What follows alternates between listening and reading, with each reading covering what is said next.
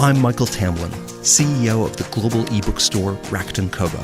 We have a regular procession of authors who visit the Kobo offices. While they're here, I get a chance to learn a bit about their careers, creative process, and their reading and writing lives. And hopefully, you will too. Welcome to Kobo in Conversation. I'm Michael Tamblyn, CEO of Rakuten Kobo. My guest today is Omar El Akkad. Omar is a first-time novelist who, as a journalist, has been in the thick of recent history. Afghanistan, Guantanamo Bay, the Arab Spring, Ferguson, Missouri. He's a recipient of Canada's National Newspaper Award for Investigative Reporting and the Gough Penny Memorial Prize for Young Canadian Journalists, as well as 3 National Magazine Award honorable mentions.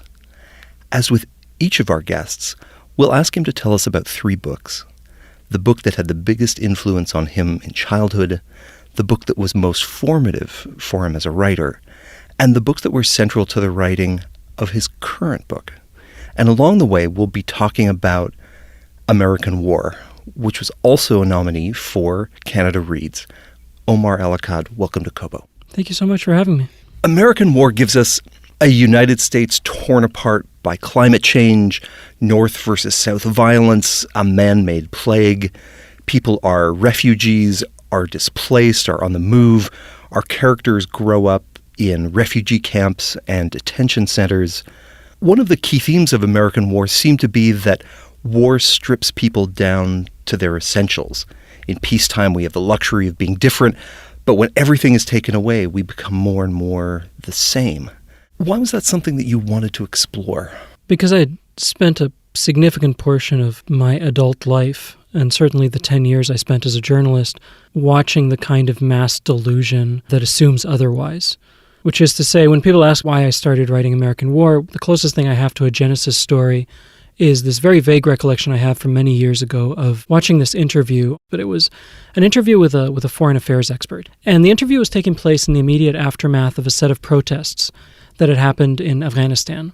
Local villagers were protesting against the U.S. military presence. And the question that was put to this gentleman was something like, why do they hate us so much? And as part of his answer, he noted that, sometimes the special forces have to go into these villages and conduct nighttime raids looking for insurgents. And when they do this, they'll sometimes ransack the houses or hold the women and children at gunpoint. And then he helpfully added, and in Afghan culture, that sort of thing is considered very offensive. I thought, name me one culture on earth that wouldn't consider this sort of thing offensive. And that's when I first started thinking about this idea of taking the conflicts that have defined the world in my lifetime. And these are conflicts in which Western and specifically U.S. involvement has either been indirect or from a great distance, and recasting them as elements of something close to home. And I couldn't think of anything closer to home than a civil war where you're fighting yourself. The whole point being to say, no, these people aren't behaving in some kind of fundamentally foreign or exotic way. There's a line in the book that says the universal slogan of war is, if it had been you, you'd have done no different. That's sort of the thesis statement of the book, and that's what I wrapped the story around. Tell me a bit about the book you were reading when you were writing American War. This is a strange one. Nobody ever guesses this one. The book that influenced me the most when I was writing American War is a book called Let Us Now Praise Famous Men by James Agee. Photos, I believe, by Walker Evans. So this book is it's nonfiction. What happened was Agee was dispatched by a magazine to go into the South and write a magazine feature about Southern sharecroppers. This was around Depression era, sort of 20s, 30s. And so he goes down there, and he lives with 3 families for a significant period of time. And then he comes back to the magazine, and instead of giving them a magazine article, he's given them something like 600 or 700 pages of text. And they say, get the hell out of here, we're not going to run this. This is not what we asked for. So instead they end up publishing this book. It's a doorstop of a book, borderline unreadable, very self-indulgent in places. But it also is the finest example I've ever seen of somebody taking the time to really detail the minute portions of a life that doesn't have much volume. These sharecroppers had no agency. They had very little say over what they did and what was done to them. And this guy would spend 20 pages describing a bedroom, and he would spend 10 pages describing the breakfast ritual. And there's a reason the first half of American War is very, very slow, is because I sat there and described the hell out of everything, because I was in the middle of reading this book, and I was fascinated by the fact that Agee found it vital to put this down on paper and say, this is the life. This is the life that's very easy to ignore. Later on, I went and read his famous novel, A Death in the Family, which pound for pound is the most beautiful novel I've ever read. Every sentence in that book is magic. He's an incredible writer, but that book, Let Us Now Praise Famous Men, really sort of fixed my worldview when I was writing American War. You've described James Agee as someone who makes small voices loud. Is the main character in your book, American Wars, Sarah T. Chestnut, is she one of those small voices made loud? Very much so, I think. One of the things about the book is that there's no character in the book that the reader can side with and not assume some amount of moral debt. There's no good guys and bad guys and a big dividing line between them. Surratt is certainly a case example of that. She's a very different human being at the end of the book than she is at the beginning, and much of the book is centered around that transformation. It's centered around how somebody can go from being a fundamentally good and decent human being to being the exact opposite. And my whole point is not to make someone sympathize with her or like her or apologize for her. I simply want them to understand how she gets to the place where she ends up. And so in that sense, not only Surratt but her entire family are voices that most of the time you don't hear. In wartime, you don't hear these kind of voices. You don't hear the voices of the displaced, of people who've lost family members, of people who've lost their homes. And so a lot of the book is about inversion. And one of the things I inverted was to take that very quiet, what would in a typical wartime situation be a very quiet voice, and turn it into the loudest voice in the room. The book encompasses, as you say, insurgency, refugees, both terrorism and the conditions that make terrorism take root. All things that I imagine were either in the background or in the foreground as you were covering places like Afghanistan and the Middle East and Guantanamo Bay. Were there certain experiences that you had as a journalist, whether events or emotions, that you absolutely wanted people to experience in American War? There were. I mean, my journalism influences the book in a number of ways, one of which is very superficial, the scenery of the book. For example, the layout of the refugee camp in the book, those tents look a lot like the tents in the NATO airfield in Kandahar, and a place called Camp Justice in Guantanamo Bay, which is where they put the media when you go down there. So on a very superficial level, there's a wastewater ditch in the book called Emerald Creek. That's a real thing. You're walking around the NATO airfield in Kandahar. You can smell it from 10 miles away. It's awful. But there was also the sort of residual experiences of those assignments, things I couldn't get out in a work of nonfiction. And those were much more slow-burning things. So I said earlier that a lot of the book is about a person's transition from fundamentally good to fundamentally evil. That's radicalization. That's how somebody becomes a terrorist, how somebody becomes an extremist. That was my first big assignment. I got hired full-time on a Monday in the summer of 2006, and I think on that Friday we had the biggest terrorism arrest in Canadian history, the Toronto 18 case. And I spent the next 2 years of my life writing about how a bunch of kids, and some of them were kids, some of them were 17 years old, from Mississauga, suburban upbringing, the most boring sort of existence, regular suburban life, could go from trying to figure out who to take to the prom to building detonators off of YouTube videos. And a lot of the things I learned during that time end up working their way into the book, one of which is the very slow process of radicalization. You don't just go up to somebody and say, hey, strap a bomb on your chest, let's go.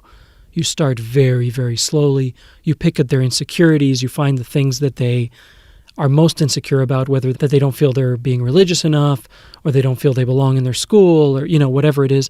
And you chip away at it very, very slowly. And that formed the basis of Surratt's radicalization in the book.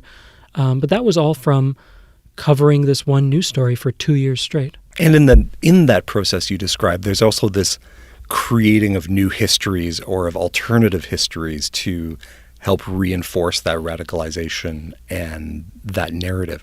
Was that something that you uncovered as you were doing those interviews and as you were piecing together how that radicalization took place for those young men? Sure. I mean, it's a cycle, and it's a cycle that feeds off of itself. So I rewrote the opening chapter to American War about 12 or 13 times. Most of the middle is pretty much the way it is, but the beginning and the end I rewrote over and over and over again.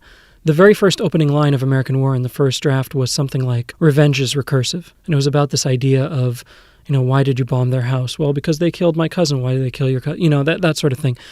And there was one time I was covering this story of the minute details of radicalization, how it happens, how these recruiters or mentors, radicalizers, get people to do ultimately what turn out to be very, very evil, destructive things.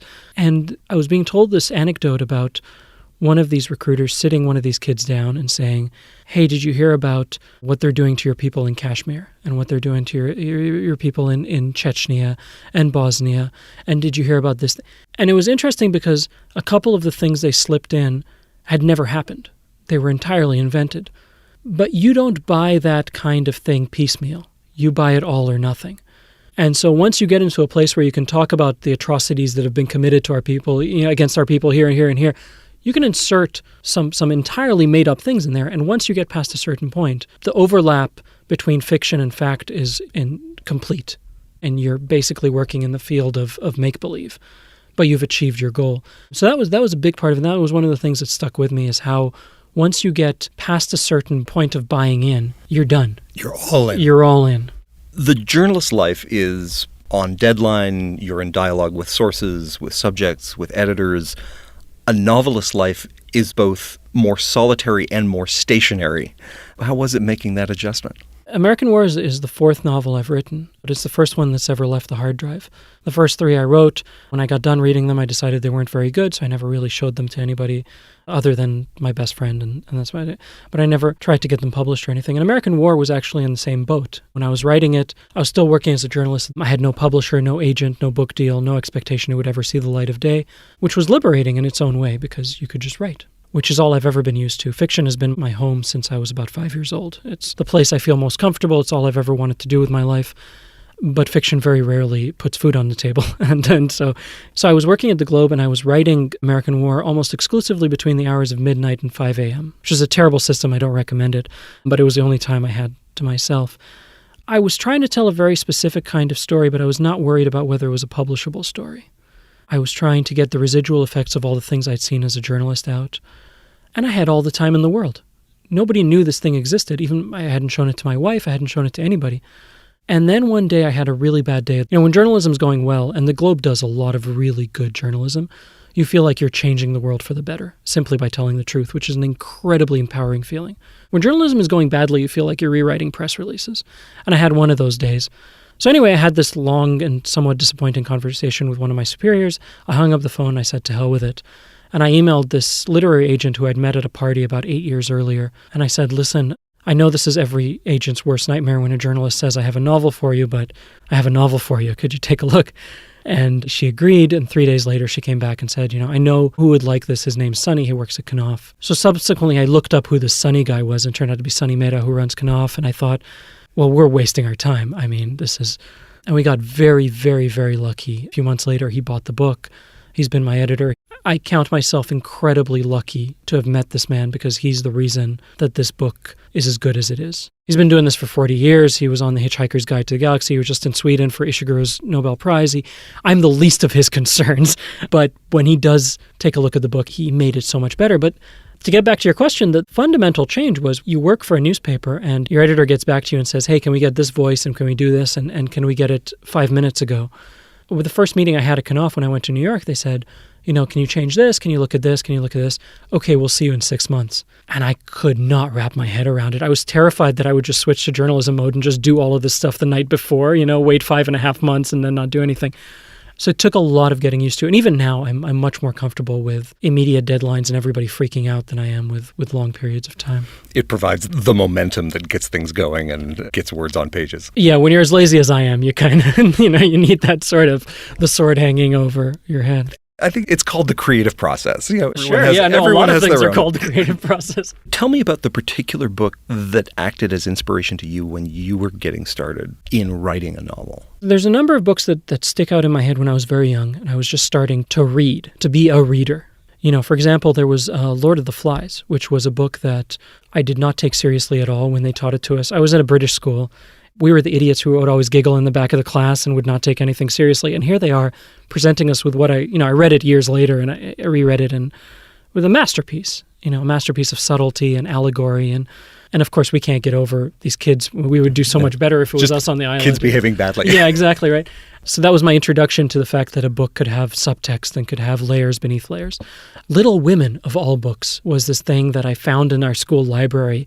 And it was my first experience of reading something that was completely alien to my own life. But the book that sticks out the most is The Good Earth by Pearl Buck. My mom had read it. I believe she had read it in translation in Arabic and had told me you should read this book. And it was the first time my mom had ever given me a book recommendation. So I picked this thing up, and it's a small book. And I started reading it, and the thing that got to me was how stripped of all ornament it was. It is pure storytelling. It's purely the story of this farmer. I was amazed at how little it took in terms of storytelling to capture me, to get me hooked. To this day, I'm afraid to go back and reread it because I think I would reread it from a very different contextual standpoint, cultural standpoint. It's like certain records. You know how the best music you'll ever hear is when you're 12 years old and you never want to go back to those records again? It's sort of like that with this book because I remember the sensation of, prior to having read that book, imagining that what it took to make a good book is lots of world building and you throw in the kitchen sink into the book, right? And this was just very plain, and it changed the way I look at storytelling. As the pieces of American War came together, to your point about world building, which came first, the central character and her experiences, or this scenario of a divided America in 2070? This is a very pretentious thing for me to say, but in my head, it's not a book about America. The America that exists in this book is an allegorical America. It's the table on which I'm laying a different kind of tablecloth. That's not a very clever thing on my part. This happens all the time. It just happens in the other direction. I didn't learn that much about North Africa from watching Casablanca. It was understood that the place was the table and the tablecloth being laid on top of it was someone else's story, and all I did was sort of invert that. And so the very first thing when I started writing the book that was present was the thesis statement. There's no foreign form of suffering. Revenge is universal. Injustice makes us damaged and damaging the same way, regardless of where we come from or what we believe. And I still believe that thesis statement, but you can't really tell a good story when all you have is a thesis statement. And I was starting to find that out as I started writing. And then one day I was laying around in bed, and this image came into my head of a little girl pouring honey into the knots of the wood of her front porch. And that was the first time I saw Surratt. And as soon as she showed up, everything else took a back seat. And her story was going to be the central story of American War. Once that happened, everything came together in a way, and I just went at it. And the story got done a few months after that. You're nominated for Kobo's Emerging Writer Prize for 2018. And as you say, this is the fourth book written, first book published.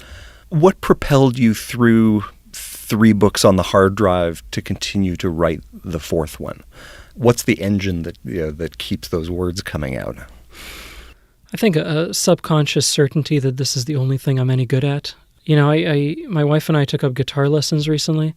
Turns out playing guitar is pretty hard, which we discovered about by a week and a half we had put the guitars away and sort of given up on that entire endeavor because we were very lazy. Writing is the only thing that regularly kicks my ass, and yet I keep coming back to it, which leads me to believe that, and I say this as somebody who's privileged enough to be able to decide what to do with his life. You know, I'm fortunate to have enough money in the bank that I can put food on the table, and I'm fortunate to be in this kind of position where I can say, well, what should I decide to do with my life? I am cognizant that many people don't have that opportunity. But if I'm thinking in that way, this thing that continuously beats me up and yet I keep coming back to it leads me to believe that this is probably what I should be doing with my life. I'm not very good at much, but I'm a pretty good writer, and my tolerance for suffering is highest when I'm writing. An excellent quality always right. in a writer. Omar El Akkad, thank you so much for joining us. Thank you. That's it for this episode of Kobo in Conversation, a podcast about books and the authors who write them. To discover the books you just heard about, or to follow us, please visit www.kobo.com/conversation. This podcast is produced at the Kobo Audiobook Studios here in Liberty Village in Toronto, Ontario,